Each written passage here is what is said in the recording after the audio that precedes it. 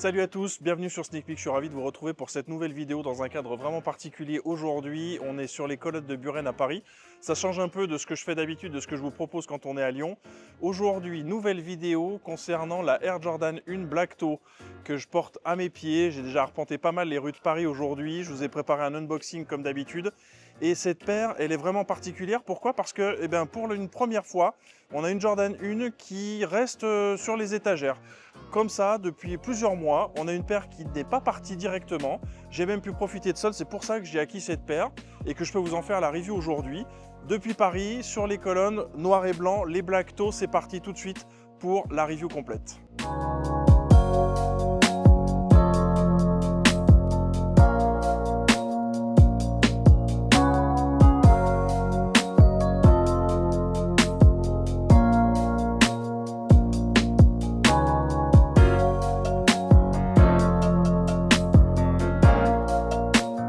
Cette Jordan 1 Black Toe, on commence la review et l'unboxing évidemment par cette boîte directement, avec cette photo qui est une des photos légendaires, le premier photoshoot de Jordan avec la Air Jordan. Vous savez qu'il a porté l'Airship, il y a la review de l'Airship qui est dispo sur ma chaîne, le lien va apparaître en haut à droite. Et sur cette première photoshoot, j'en profite pour enlever le couvercle, on voit qu'il n'y avait pas le logo Wings, il était présent sur son t-shirt, il était présent sur son petit poignet éponge, mais pas sur la paire en elle-même. Et c'est bien cette Black Toe avec les lacets rouges qui était proposée. Et donc c'est à ça que va rendre hommage cette boîte. Et franchement, alors c'est une boîte côté carton, c'est la même finesse que d'habitude, hein, mais pour le coup elle est différente et juste ça, c'est vraiment sympa. La partie dessous, elle est blanche avec les logos traditionnels. Vous voyez que la mienne a pris un petit coup dans le transport, c'est pas bien grave. Mais l'upper est franchement génial. Et puis on retrouve ce jeune Jordan, là, version 84-85, qui avait ce look si particulier qu'on retrouve dans certains jeux vidéo.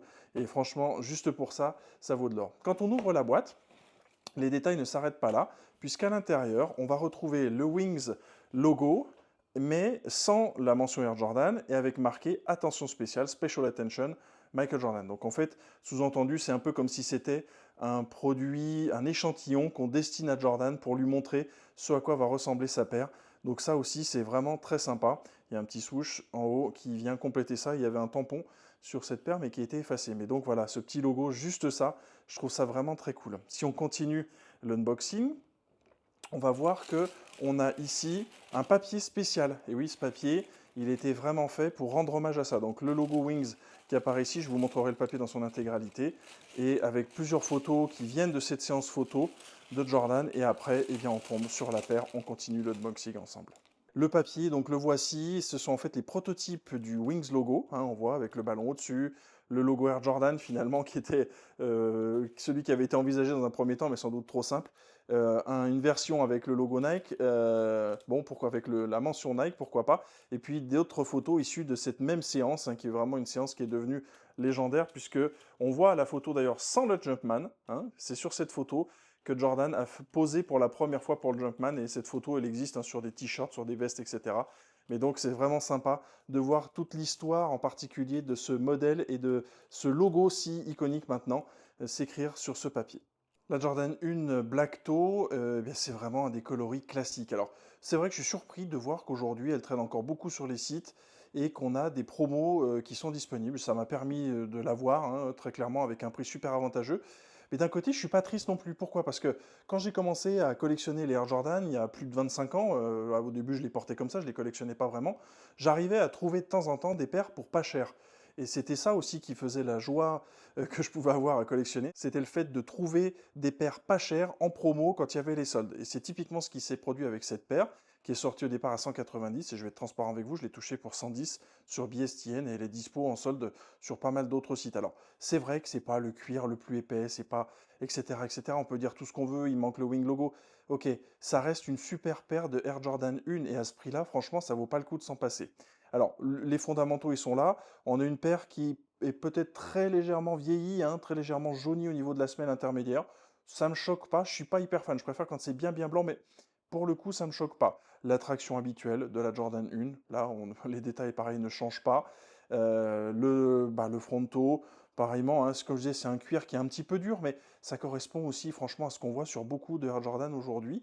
D'ailleurs, on a des petits détails en plus. Regardez, ici, si on arrive à attraper ça avec la lumière, on a un texte qui a été écrit, en fait, qui est repris d'une signature que Jordan avait fait pour une personne à qui il avait donné cette paire. C'est marqué My Very Best, Michael Jordan, donc avec son écriture qui a été recréée ici. Donc c'est le genre de petits détails cachés, parce que franchement, si on prend comme ça, on ne le voit pas, mais qui sont vraiment super sympas. Franchement, quand on est collectionneur, quand on aime Jordan, quand on aime la marque, j'adore ce genre de détails.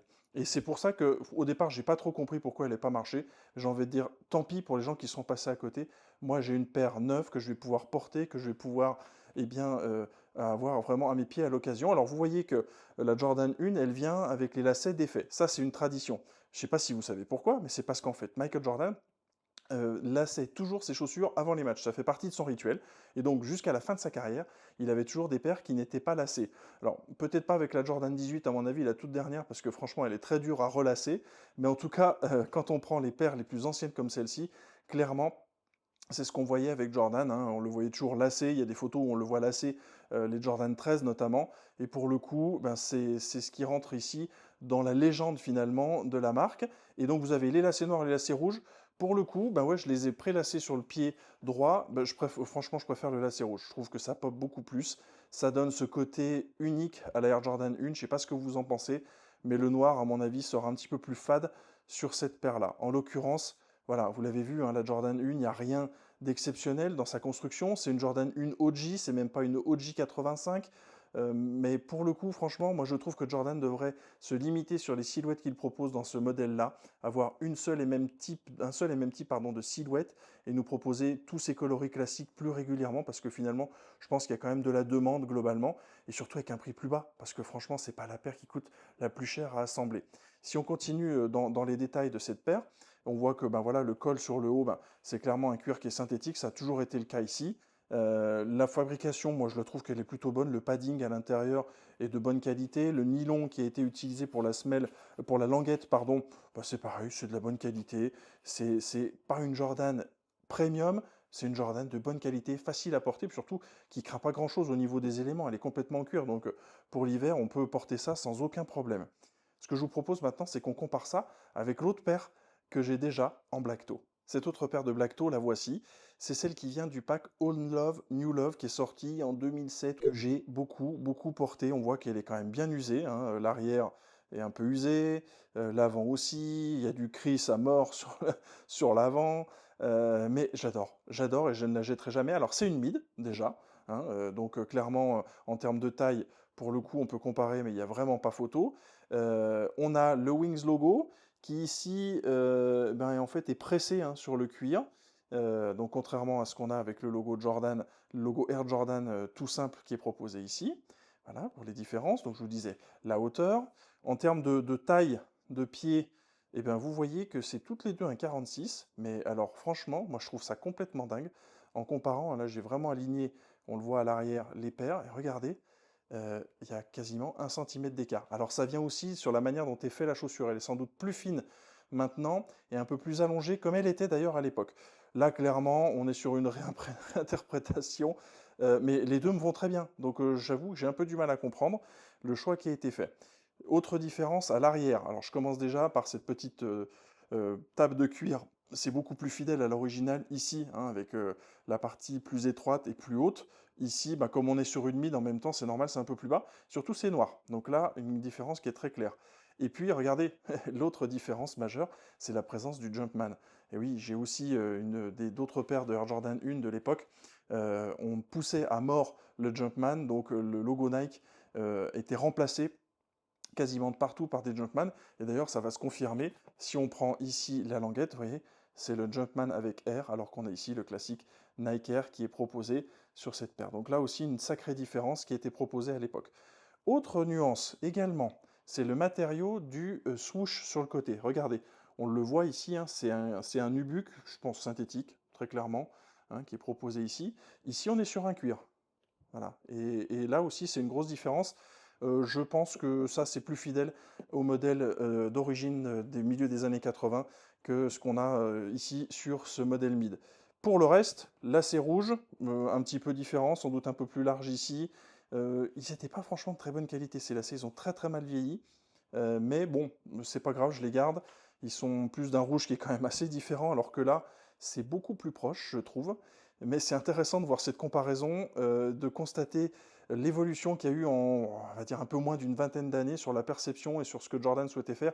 Ce pack, il est exceptionnel. Franchement, en plus, vous avez la New Love qui est dispo en solde partout. N'hésitez pas, elle est vraiment sympa, je l'ai vue en magasin. La boîte qu'ils ont confiée avec, elle rend hommage, hein, donc j'aurai l'occasion de peut-être détailler ce package pour que vous vous en rendiez compte. Elle rend hommage à ce pack qui était sorti à l'époque. D'ailleurs, un petit big up à mon pote Davy avec lequel on avait parcouru les rues de Lyon dans tous les sens pour se trouver ce pack. On en a eu un chacun dans notre pointure. Heureusement, on faisait pas la même pointure à l'époque.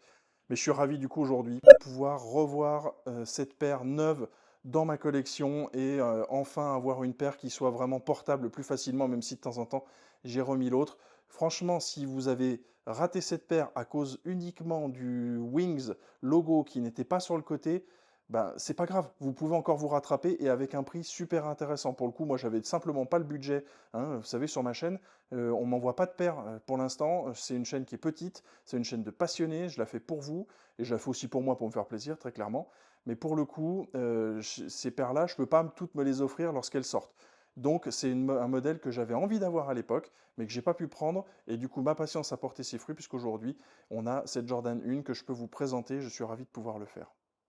La Jordan 1 Black Toe 2025, une rétro qui était très attendue, qui finalement continue à être disponible, qui est disponible en solde. Je vous le disais, ça m'a permis de vous proposer cette review aujourd'hui. Je pense que c'est aussi une question de maturité sur le marché aujourd'hui qu'on a peut-être déjà un peu dépassé. Il y a trop de paires, il y a trop de disponibilité parfois sur certains produits qui sont de mauvaise qualité. Les produits dont on a envie, ils ne sont pas forcément dispo. Et on a pu aujourd'hui avoir une paire comme celle-ci qui est vraiment très bonne, dispo, et ça me permet de faire la review. Donc tant mieux, j'ai envie de dire tant mieux pour vous, pour ceux qui ne peuvent pas toujours s'acheter les toutes dernières nouveautés, la dernière Travis Scott, les dernières collabs avec Nigel Sylvester. J'en ai fait partie, j'ai eu pas mal de frustration, mais c'est comme ça, il faut s'y habituer. Par contre, c'est cool quand on peut attendre 6 mois presque pour avoir une paire comme celle-ci, l'intégrer dans votre collection et pouvoir en profiter un maximum. Les éléments de fit, j'en parlais un petit peu dans la vidéo. C'est une paire que j'ai portée pour marcher dans Paris aujourd'hui. C'est une paire qui est un petit peu plus étroite, je trouve, notamment au niveau ici de l'avant du pied. C'est peut-être une nouvelle manière d'assembler la paire. Je ne sais pas trop par rapport à des paires de Jordan 1 que j'ai pu avoir auparavant. En tout cas, j'ai l'impression qu'il va falloir un petit peu de temps pour qu'elle se fasse. Le cuir est assez rigide quand même, mais ça va aussi garantir le côté un peu durable de la paire, un peu comme on avait d'ailleurs sur les Jordan 1 dans les années 80. Alors, la forme n'est pas celle d'une High OG 85 comme on la voit souvent, mais par contre, on a tout le reste, tous les attributs, tout ce qu'on aime sur la Jordan, sauf le Wings, j'en ai parlé suffisamment dans la vidéo. Voilà, donc cette vidéo touche à sa fin. Je vous retrouve bientôt, j'ai préparé, en tout cas je suis en train de préparer une vidéo pour la Air Jordan 40, j'ai pas mal d'idées, j'espère que ça vous plaira. Et puis comme je le disais, les passions sont à leur meilleur quand on les partage, donc n'hésitez pas, j'attends vos commentaires avec grand plaisir et je vous dis à bientôt sur Sneak Peek pour de nouvelles vidéos. Bye!